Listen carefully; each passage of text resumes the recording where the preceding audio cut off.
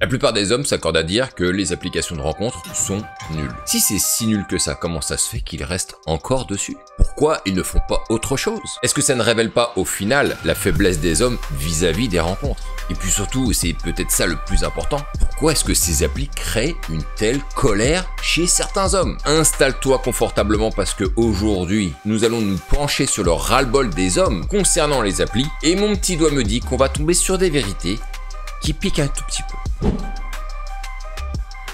Est-ce que je considère moi à titre personnel que les applications de rencontre sont le moyen parfait ou idéal pour rencontrer des femmes? Non. Mais au même titre que les autres manières de rencontrer des femmes. Il n'y a rien qui est parfait. Rien n'est idéal. Rien ne fonctionne comme ça devrait fonctionner. Ou comme on pense que ça devrait fonctionner. Mais ce qui est intéressant avec les applis que je ne rencontre pas, ou beaucoup moins par rapport aux autres manières de rencontrer des femmes, c'est le niveau de déception et de colère que ça génère chez une grande partie des hommes. Et qui n'ont rien au final. Mais qui malgré tout ne passent pas à autre chose. Ne vont pas rencontrer des femmes autrement. Et c'est ça qui est intéressant. Parce qu'il y a quelque chose derrière ça que personne ne veut dire. Déjà, on va mettre les pieds dans le plat directement les gars. C'est que d'une façon ou d'une autre, les applications de rencontre accentuent chez nous le côté voyeuriste. Et que le simple fait de regarder des femmes comme ça à l'appel, parfois même un peu dévêtues, presque dénudées, dans des poses, on va dire remarquables. Voilà, on va dire ça comme ça. Eh bien ça a l'effet de rendre les hommes addicts à ça. Parce que quand tu regardes bien, on n'arrête pas de dire qu'aujourd'hui, des applications comme TikTok, etc., que ce type, en tout cas de plateforme à contenu court, rend addict les gens parce que ils ne réfléchissent plus, ils passent comme ça de contenu en contenu. Mais quand tu fais un petit parallèle avec les applications de rencontre, tu peux faire un parallèle assez évident avec le contenu court. Parce que de la même manière, au lieu de regarder des vidéos de femmes ou de divertissement, peu importe, et ben avec les applications de rencontre, tu passes de profil en profil et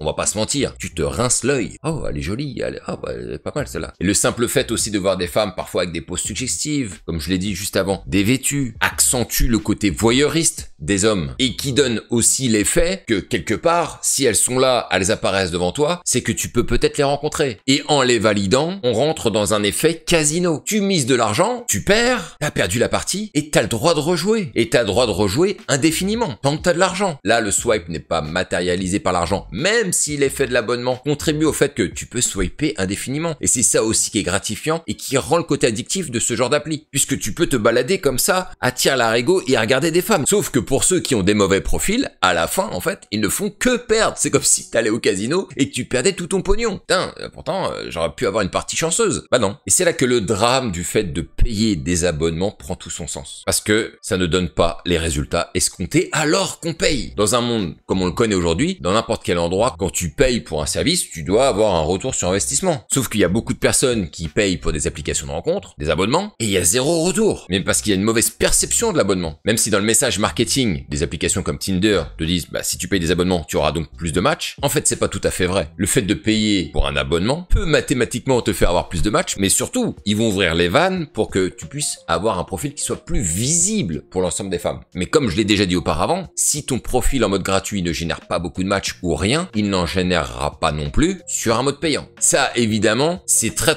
peu mis en avant parce que, étant donné qu'il n'y a pas de notabilité officielle de ton profil lorsque tu t'inscris, parce que s'il le faisait, il perdrait au moins la moitié, voire même les 3/4 des mecs, du coup, ça rend complètement flou la valeur qu'on peut avoir concernant notre profil sur les applications de rencontre. Et on estime donc, à juste titre, ou pas, je dirais, ça se discute, que si on met en place un profil, peu importe ce qu'il est, si on paye, on est en droit de recevoir des matchs parce qu'on paye. Mais non, tu n'es juste que plus visible. Je vais te faire un autre parallèle. Par exemple, sur Google, tu peux payer de la pub pour mettre en avant tes produits. Si par exemple, tu vends une cafetière, tu peux très bien te positionner en première page de recherche si on cherche cafetière. Sauf que le fait d'arriver dans les premiers résultats Google sur cafetière, ça veut pas dire fatalement que tu vas en vendre beaucoup plus. Parce que si ta cafetière est un mauvais produit, tu n'en vendras pas plus. Par contre, tu seras très visible. Tu passeras même en priorité par rapport aux autres. Mais encore une fois, le fait d'être visible n'enclenche pas automatiquement d'énormes ventes. Ça peut en enclencher plus parce que tu seras dans les premières positions et on peut te faire un peu plus confiance. Mais si ton produit est pourri, tu perdras ton argent dans la pub. C'est le même principe avec les applications de rencontre. On ne sait pas si le produit que tu vends, c'est-à-dire toi, toi, ton profil, est bon. Si tu ouvres les vannes avec un abonnement, en ayant plus de visibilité, tu peux mécaniquement avoir plus de matchs. Mais si tu en avais 0, tu en auras peut-être un de temps en temps qui va tomber. Puis c'est pas forcément avec les personnes que tu aimerais le plus. Par contre, si le produit est bon, là par contre, tu vas exploser. Et donc ça doit donner un indicateur hyper important pour tous ceux qui se posent des questions lorsqu'ils payent et qu'ils ont 0 résultat. Mais malheureusement, c'est pas ce qui se passe. Parce que malheureusement, les gens n'ont pas compris à quoi servait l'abonnement. Et franchement, c'est dommage d'une certaine manière de voir autant de déceptions concernant les applications de rencontre parce que ça tombait pile poil pour ceux qui avaient pas le courage d'aller aborder des femmes, qui avaient pas le courage d'aller en soirée, qui avaient peur de rentrer en contact frontal avec les femmes. Et c'était, franchement, il faut le dire, la meilleure des opportunités qui puissent tomber pour les gens très timides ou qui avaient des difficultés sociales. Disons-le clairement, c'était une aubaine pour ces gens-là. Et je comprends que tout le monde l'ait pris comme tel parce que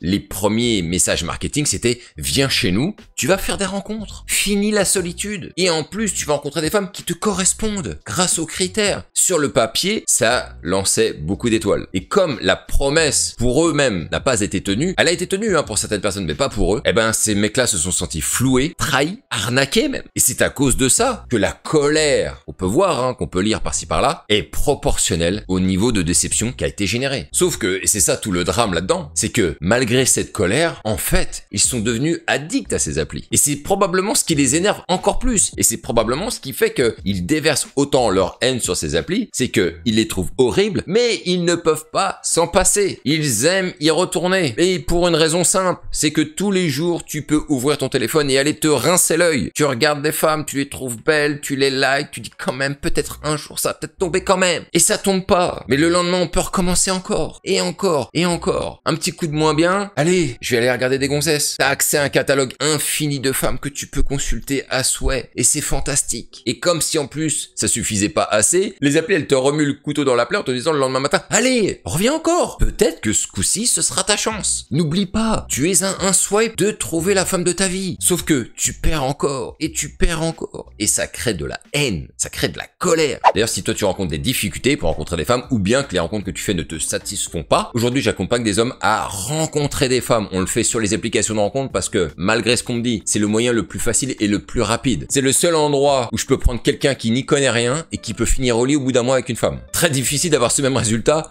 dans d'autres secteurs de rencontre. Et donc, si tu as envie que je t'accompagne, tu peux réserver un appel gratuit avec moi, dont tu trouveras le lien en description de cette vidéo, dans le commentaire épinglé, mais aussi sur le QR code qui vient de s'afficher à l'instant là. Mais il y a aussi le comportement des femmes qu'il faut quand même souligner. Parce que là aussi, les mecs sont confrontés à des retours, à des feedbacks de la part des femmes qui sont très souvent assez violents. Mais pour comprendre ce qui se passe dans la tête d'une femme sur les applications de rencontre, il faut faire un petit parallèle avec les appels de prospection. La première fois que tu as reçu un jour un appel de prospection pour te vendre, donc, je sais pas, des fenêtres, peu importe. C'était la première fois, tu as été relativement calme. Tu as pris l'appel normalement, puis tu as répondu de manière très simple, non bah désolé, je suis pas intéressé, bonne soirée, au revoir. Voilà. Mais lorsque ça fait 100 fois qu'on t'appelle à chaque fois pour te dire bonjour monsieur, est-ce que vous êtes bien propriétaire, est-ce que vous avez changé de chaudière, et que tu vois que le processus est toujours le même et qu'il répète les mêmes phrases, il démarre les conversations de la même manière à chaque fois, il te cuisine de la même manière, au bout d'un moment ça te saoule, tu perds patience et tu les envoies sur les roses. C'est exactement ce qu'il se passe sur les applications de rencontre. Quand une femme, elle reçoit 100 messages qui se ressemblent à chaque fois, elle perd patience. Elle n'a plus le tact qu'elle aurait eu au tout début de sa toute première inscription sur les applications de rencontre. Et le simple fait que les mecs ne soient pas imaginatifs dans leur message d'approche, tout simplement parce qu'ils ne savent pas que quand ils envoient un message pour dire coucou, hello ou quoi que ce soit, ils se rendent pas compte qu'ils sont peut-être le centième, le 500e, le millième même à envoyer ce message-là à cette femme. Et donc le feedback, il est douloureux, c'est-à-dire que